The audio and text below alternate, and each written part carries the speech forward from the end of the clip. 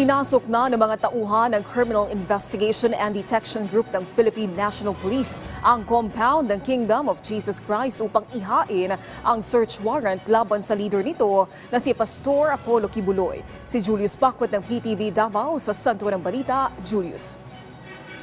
Yes, Naomi, sinulbi kanina ang warrant of arrest laban kay Kingdom of Jesus Christ leader Pastor Apollo C. Kibuloy at 5 pang mga kasama nito.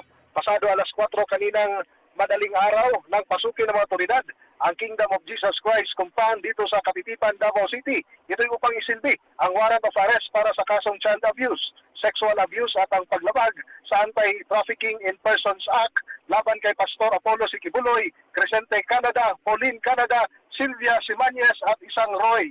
Sa Joint Forces Operation na kinabibilangan ng Criminal Investigation and Detection Group o CIDG-11, Police Region Office 10, 11 at 12 at Special Action Forces ay sinilbi ang nasabing warrant of arrest sa Kingdom of Jesus Christ compound sa Kapitipan, Davao City, Glory at Prayer Mountain na matatagpuan sa Barangay Tamayong, Calinan District, Davao City, kung saan bigo silang maaresto si Pastor Kibuloy at mga kasamahan nito.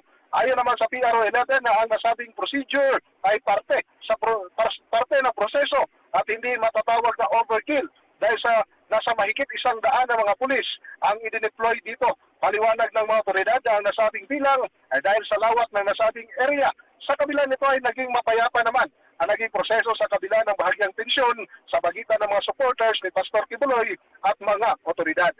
Ngayon sa kasalukuyan ay balik normal naman ang mga aktibidad dito sa Kingdom of Jesus Christ compound sa Kapitipan kung saan matatagpuan ang mga property na pagmamayari ni Pastor Kibuloy, kagaya na lamang ng isang fast food chain at isang paaralan.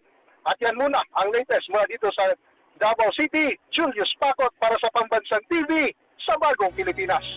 Maraming salamat Julius Bacot ng PTV Davao.